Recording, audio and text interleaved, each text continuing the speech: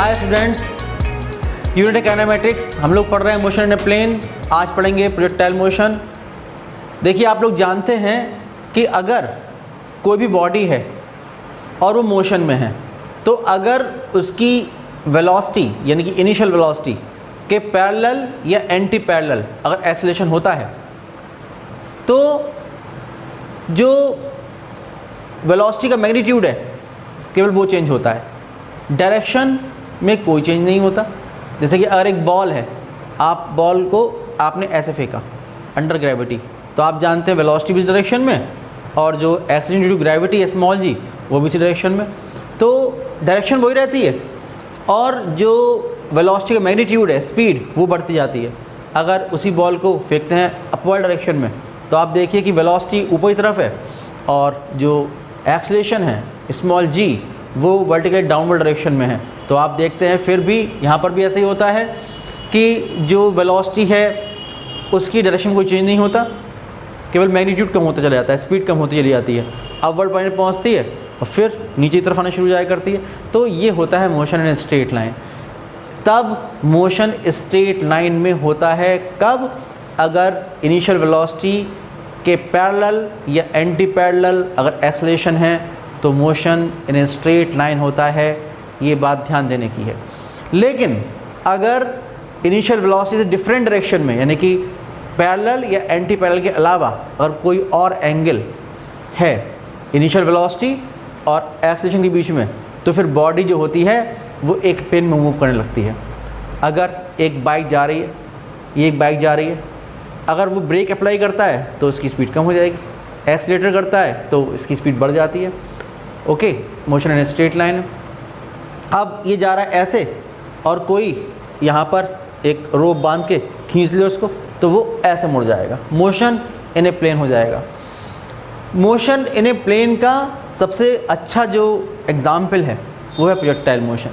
Projectile motion का मतलब ये हुआ कि अगर आपने कोई भी बॉडी को थ्रो किया, ऐसे ये फेंका अंडर ग्रेविटी, तो आप जानते हैं जी इस डायरेक्शन में और आपने फेंका ऐसे, तो वो वहाँ पर वही बात आएगी कि जो इनिशियल वेलोसिटी है और एक्सेलरेशन है वो दोनों जो होंगे वो ना तो पैरेलल होंगे ना एंटी पैरेलल होंगे, और उस केस में जो बॉडी होगी वो एक प्लेन में मूव करेगी, और ये होता है प्रोजेक्टाइल मोशन। बहुत सारे एग्जाम्पल प्रोजेक्टाइल मोशन के। अगर आप लोगों ने एक बॉल, क्रिकेट की एक बॉल को फेंका मैदान में, तो जो उसका मोशन है वो प्रोजेक्टाइल मोशन है। आप छत पे खड़े हो गए, आपने बॉल को फेंका हॉरिजॉन्टल डायरेक्शन में, तो आप देखिए कि बॉल ऐसे और जी ऐसे, motion in a plane, projectile motion. Okay, अगर एक हेलीकॉप्टर है, हेलीकॉप्टर से कोई जा रहा है, उसने कोई पैकेट फेंक दिया, तो उसका मोशन तो ऐसा हेलीकॉप्टर का, तो इनिशियली जो मोमेंटम डेवलप हुआ होगा उस पैकेट में वो उसी डायरेक्शन में डेवलप हुआ होगा। जो पैकेट की स्पीड होगी वो वही स्पीड होगी जो कि हेलीकॉप्टर की थी, उसने फेंका उसको तो वो ऐसे ये जाएगा। ट्रेन के अंदर बैठ रहे हैं आप लोग, ट्रेन चल रही है, उसकी विंडो से आपने एक पत्थर का टुकड़ा फेंक दिया, उसका मोशन प्रोजेक्टाइल मोशन है। बुलेट आपने छोड़ी एक बंदूक से, तो उसका जो मोशन है वो प्रोजेक्टाइल मोशन है। ठीक है, तो ये बहुत सारे एग्जाम्पल्स हैं। अगर एक बंदर बैठा हुआ है पेड़ पर, आपने उसे पत्थर फेंक के मारा, जो उसका मोशन है वो प्रोजेक्टाइल मोशन है। तो बहुत सारे एग्जाम्पल आप लोग पढ़ेंगे इस टाइप के हैं जो प्रोजेक्टाइल मोशन में होते हैं। प्रोजेक्टाइल मोशन में एक सबसे इम्पॉर्टेंट बात ये होती है कि हम लोग प्रोजेक्टाइल मोशन को दो मोशन में रिजॉल्व कर सकते हैं, एक वर्टिकल और एक हॉरिजॉन्टल। दो तरह के मोशन होते हैं, एक वर्टिकल एक हॉरिजॉन्टल, और दोनों मोशन जो होते हैं वो इंडिपेंडेंट हुआ करते हैं। आप सोचेंगे कैसे ऐसा होता है कि दोनों इंडिपेंडेंट कैसे हो सकते हैं? आप देखिए कि एक बात ध्यान देने की है कि जब भी कोई मोशन इन प्लेन हो रहा है, हम बात करें प्रोजेक्टाइल मोशन की, तो आप जानते हैं कि जो भी एक्सेलरेशन है वो किस तरफ है, वो केवल डाउनवर्ड डायरेक्शन में है। अगर बॉडी मूव कर रही है ये, तो इस डायरेक्शन में ना तो कोई फोर्स है ना कोई एक्सेलरेशन है। जो भी ग्रेविटेशन फोर्स लग रहा है वो कहाँ लग रहा है? टुवर्ड सेंटर ऑफ अर्थ, तो केवल वर्टिकल डाउनवर्ड डायरेक्शन में फोर्स लग रहा है, इसलिए वही डायरेक्शन जो है एक्सेलरेशन की होगी। इसलिए किसी भी बॉडी का जो हॉरिजॉन्टल वेलोसिटी है उसमें कोई चेंज नहीं होता है, क्योंकि वहाँ पर कोई एक्सेलरेशन नहीं है। केवल वर्टिकल डायरेक्शन में जो भी वेलोसिटी है उसमें चेंज होता है।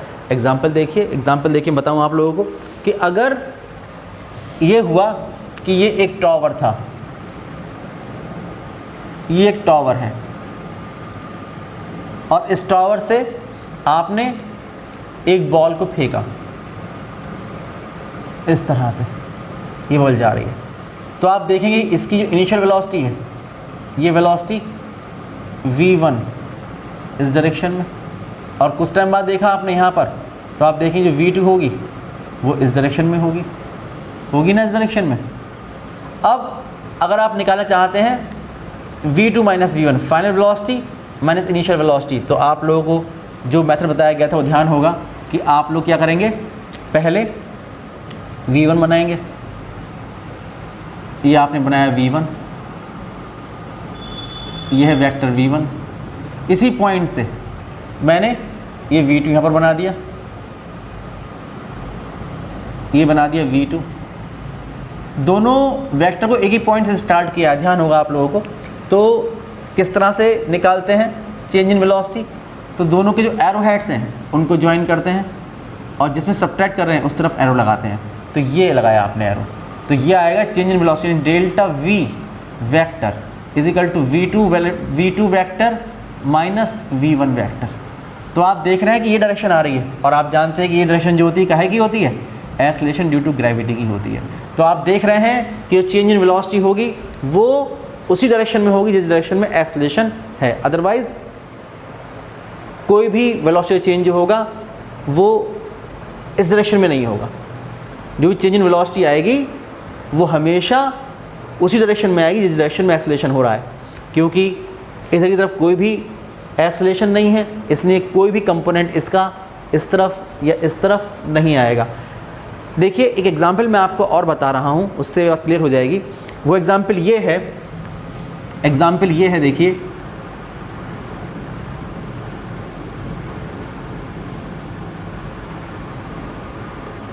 कि आपके पास एक टॉवर है,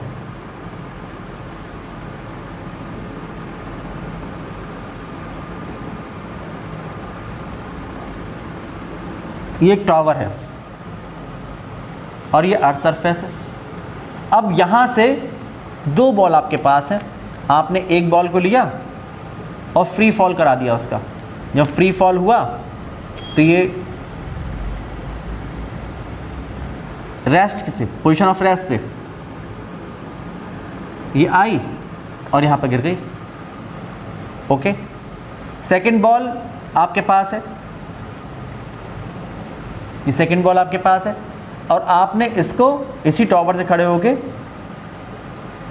मान लीजिए u वेलोसिटी से, ये इनिशियल वेलोसिटी कितनी है u, ये u2 इक्वल कितना है u, यहाँ पर तो u1 0 लेंगे इसके लिए, और u2 इक्वल टू u से आपने इसको फेंक दिया इस डायरेक्शन में, हॉरिजॉन्टल डायरेक्शन में, तो आप देखेंगे कि ये जाएगी बॉडी और यहाँ गिरेगी जाकर। यहाँ पर आप देखिए कि आपने जो लिया है u1, इसके लिए पोजीशन ऑफ रेस्ट कितना था 0, इसका जो वेलोसिटी थी वो थी u2। लेकिन अगर मैं आपसे कहूँ कि टॉवर की जो हाइट थी ये थी h, तो आप देखेंगे कि ये बॉल और ये बॉल दोनों एक साथ पहुँचेंगी अर्थ सरफेस पर। अजीब सी बात है लेकिन ऐसा ही होगा। कहने का मतलब ये है कि जो हॉरिजॉन्टल वेलोसिटी है दूसरी बॉल की, उससे कोई भी इफ़ेक्ट नहीं पड़ेगा कि बॉल डिफरेंट टाइम पे पहुँचे, ऐसा नहीं है। बात समझ में आ रही है ना, क्योंकि हाइट सेम है, दोनों बॉल्स ने जो भी हाइट कवर करी है यहाँ पर in the direction of g ये सेम है, इसलिए दोनों बॉल एक साथ पहुँचेगी। निकाल देख लेते हैं। मान लीजिए कि यहाँ पर जो बॉल पहुँच रही है इसका टाइम लग रहा है t1, जो बॉल यहाँ पर पहुँच रही है इसमें टाइम लग रहा है t2। टॉवर की हाइट है h, acceleration due to gravity है g।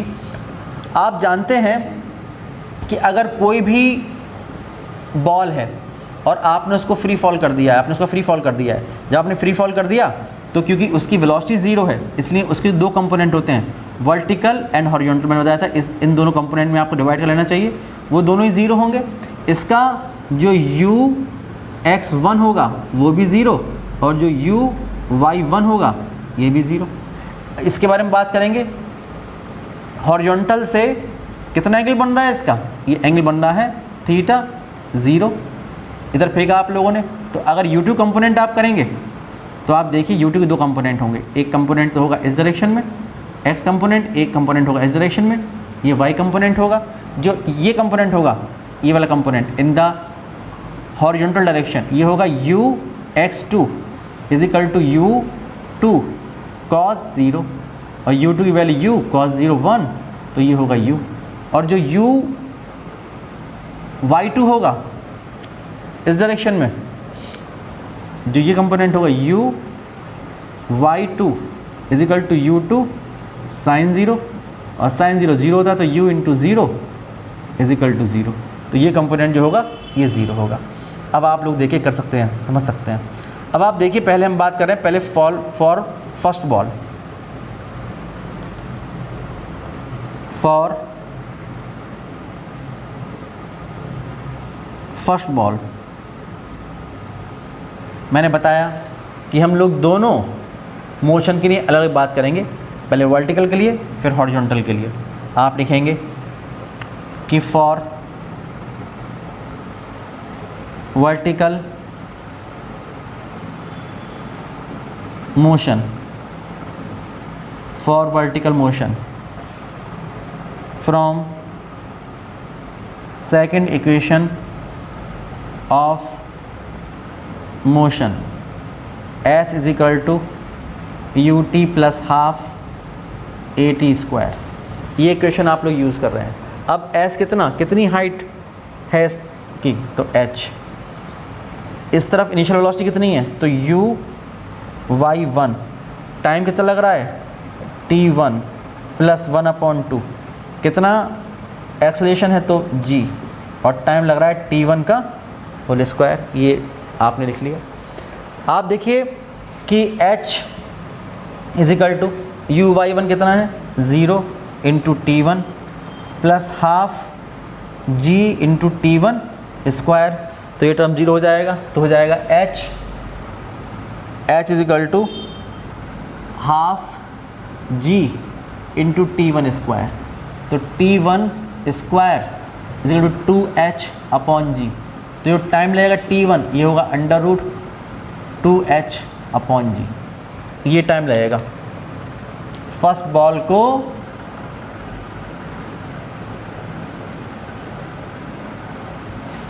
यहाँ तक पहुँचने में, जो टाइम लगेगा वो इतना लगेगा।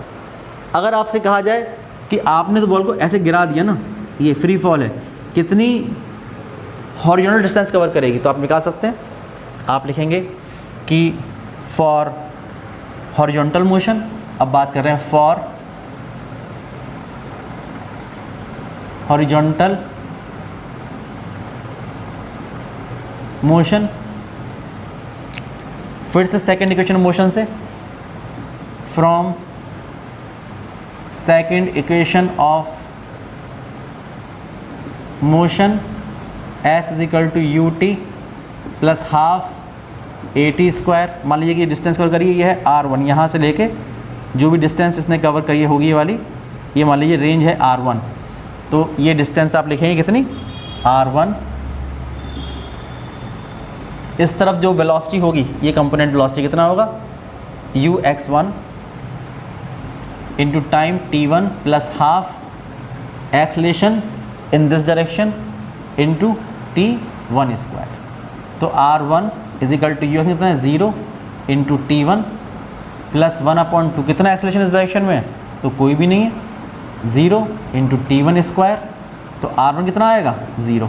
इसका मतलब ये हुआ कि जब आपने बॉल का फ्री फॉल करा दिया तो बॉल ने कोई भी हॉरिजॉन्टल डिस्टेंस कवर नहीं की है, ये बात समझ में आती है। टाइम लगेगा इस बॉल को इतना, और कोई भी डिस्टेंस हॉरिजॉन्टल डिस्टेंस कवर नहीं करेगी बॉल। जो सेकंड बॉल है ये पहुंची टाइम t2 में, और ये जो डिस्टेंस कवर करेगी यहाँ से लेके यहाँ तक, ये जो डिस्टेंस होगी ये डिस्टेंस होगी r2। अब आप लोगों को t2 और r2 निकालना है। अब आप लिखिए for second ball, for second ball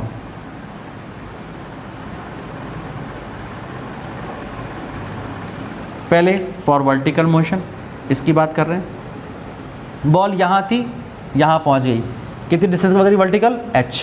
आप लिखेंगे कि फॉर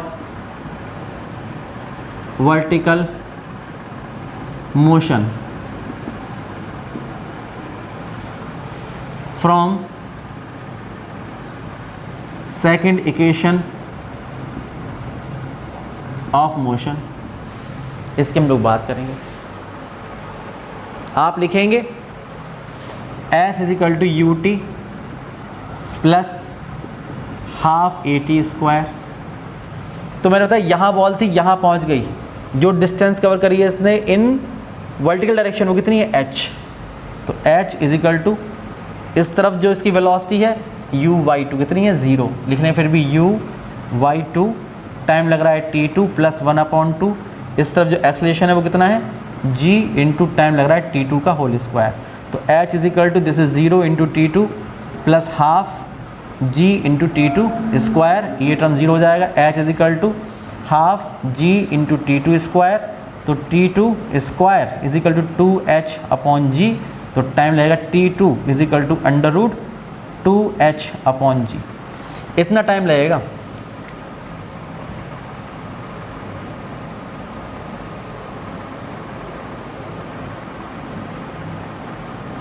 ये लगा टाइम, और आप देखिए कि फ्रॉम 1 and 3 जो कंक्लूजन निकल रहा है कि सेम टाइम लगेगा। फ्रॉम 1 and 3 दोनों बॉल एक साथ पहुंचेंगी, ये बॉल यहाँ पहुंचेगी और ये बॉल यहाँ पहुंचेगी, लेकिन पहुंचेंगी एक साथ। इसका मतलब ये हुआ कि जो बात मैं बता रहा था आप लोगों को कि जो भी हमारा प्रोजेक्टाइल मोशन है उसमें जो दोनों मोशन होते हैं वर्टिकल एंड हॉरिजॉन्टल वो इंडिपेंडेंट होते हैं। आपने देखा कि इसकी जो हॉरिजॉन्टल वेलोसिटी थी उसका कोई भी इफेक्ट टाइम पर नहीं पड़ा, दोनों बॉल एक साथ पहुंच रही हैं क्योंकि सेम वर्टिकल डिस्टेंस कवर कर रही हैं इसलिए। तो आप लिखेंगे फ्रॉम 1 and 3, फ्रॉम 1 and 3 कि t1 is equal to t2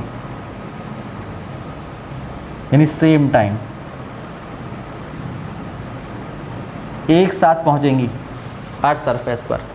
अब आप देखिए सेकंड बॉल की बात कर रहे हैं और अब बात करेंगे फॉर हॉरिजॉन्टल मोशन।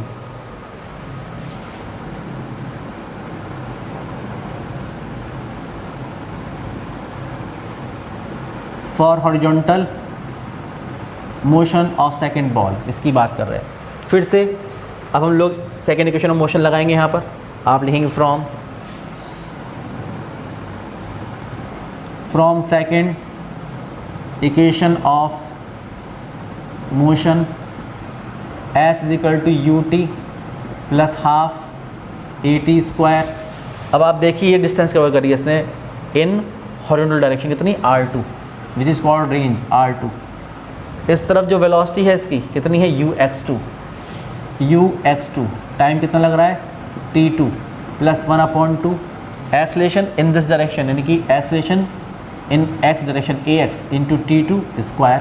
तो r2 is equal to ux2 की वैल्यू कितनी है, u into time t2 plus 1/2, कितना एक्सेलरेशन है 0 इंटू टी2 स्क्वायर। तो आप देख रहे हैं r2 is equal to u into t two. ये एक बहुत ही इंपॉर्टेंट बात है। इसका मतलब range, horizontal range, horizontal range is equal to u2 मतलब horizontal velocity, horizontal velocity multiplied by this is t2, यहाँ से तैयार में time of flight, time of flight.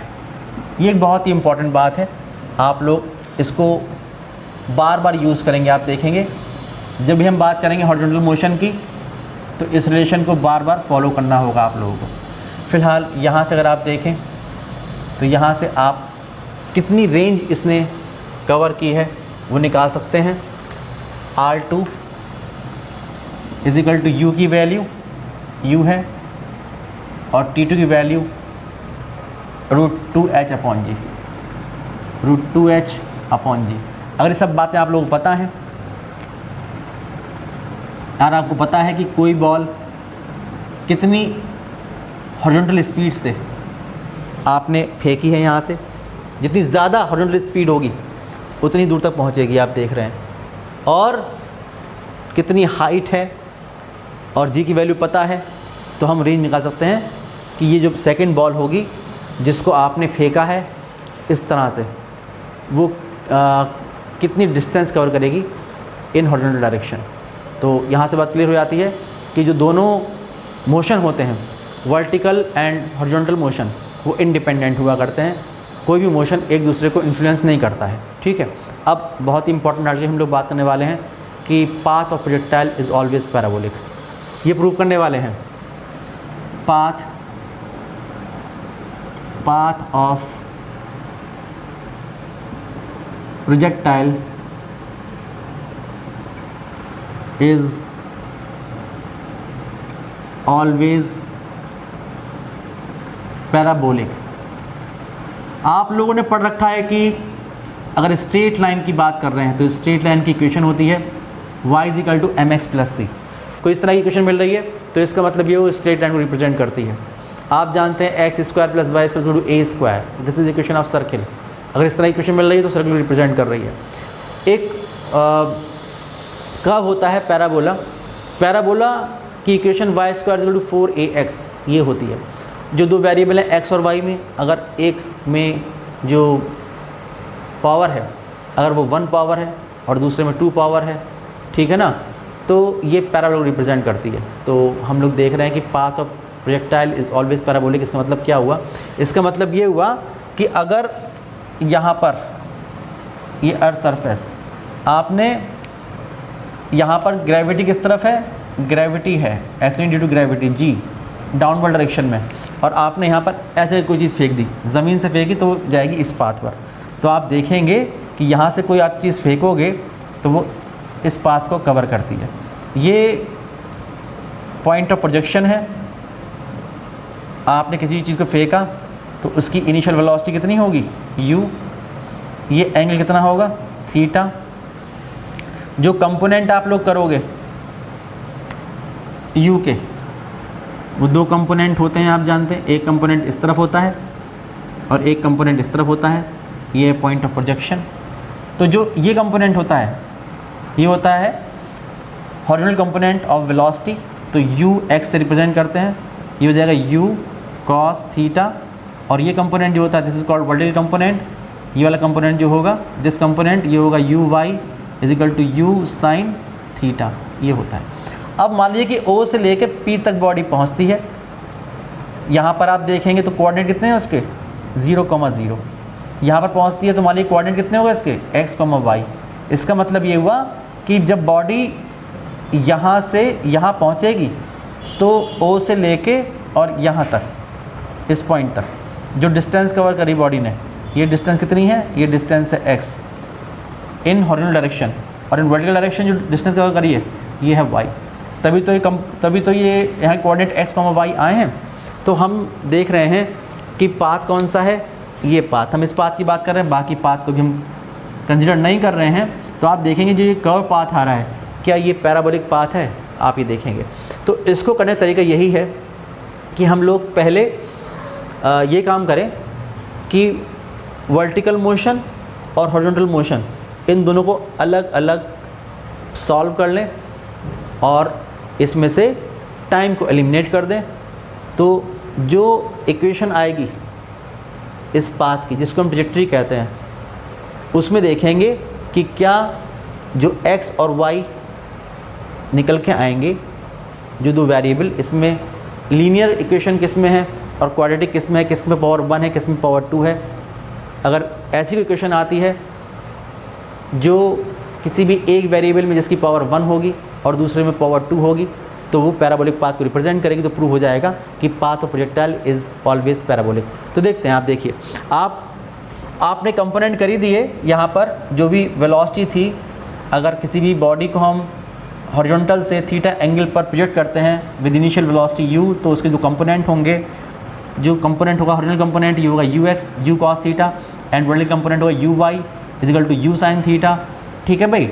और मान लीजिए कि टी टाइम तक वो बॉडी मूव करती है, टी टाइम तक मूव करने के बाद वो बॉडी यहाँ से यहाँ पहुँचती है, OCP पे पहुँच जाती है। इस दौरान वो जो डिस्टेंस कवर करती है हॉरिजॉन्टल डायरेक्शन में वो x है, और वर्टिकल डायरेक्शन में जो डिस्टेंस कवर करती है वो डिस्टेंस y है। तो अब हम लोग पहले सॉल्व करेंगे फॉर हॉरिजॉन्टल मोशन। आप लिखेंगे कि फॉर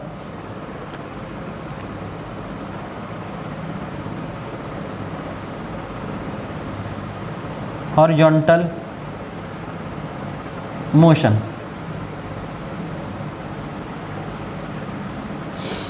आप लिखेंगे कि from second equation of motion S is equal to u t plus half a t square. तो S इन हॉरिजॉन्टल डायरेक्शन वो है x is equal to velocity component in this direction, this is ux, time लग रहा है t plus half, कितना acceleration direction में है तो आप जानते हैं 0 होता है, इंटू टी स्क्वायर। तो x is equal to u x into T plus 0, value put करेंगे यू एक्स की, तो putting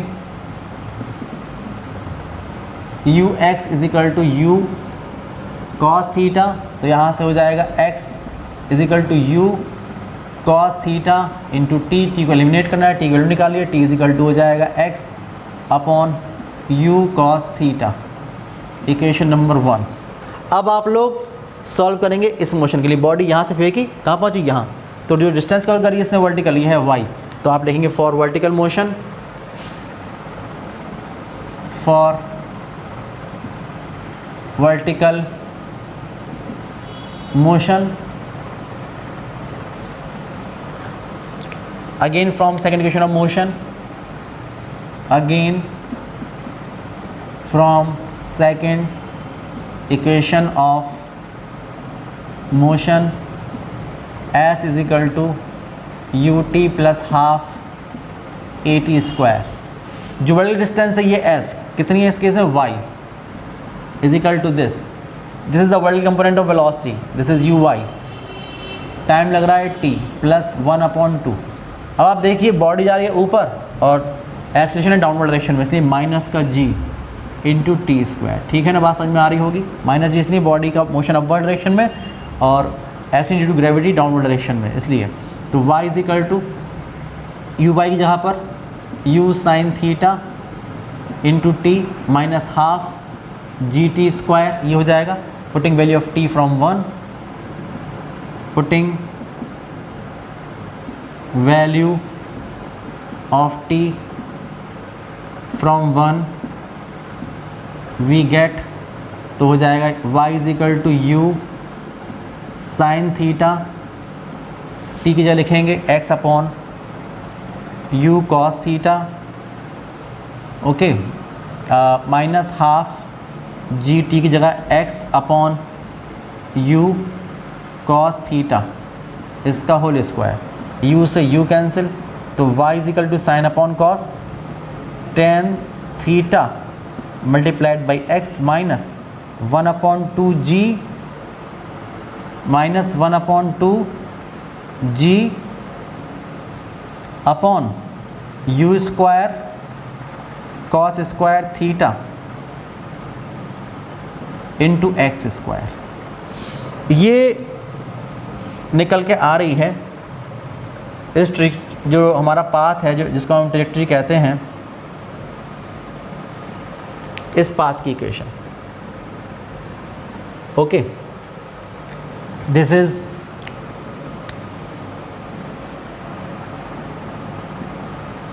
the equation of trajectory of path of projectile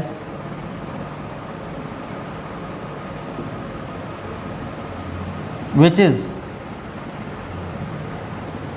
linear in y and quadratic in x। देखिए यहाँ पर y power 1 है और x की power 2 है, hence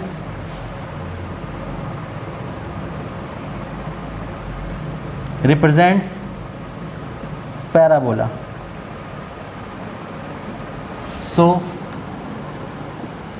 पाथ ऑफ प्रोजेक्टाइल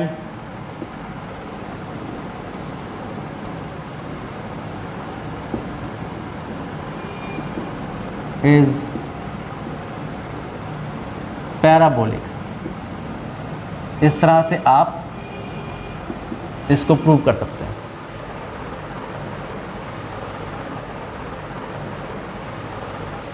तो ये कंप्लीट हो गया। जब नेक्स्ट जो वीडियो होगी उसमें इसके आगे टॉपिक्स डिस्कस करेंगे। ठीक है, तब तक के लिए बाय बाय।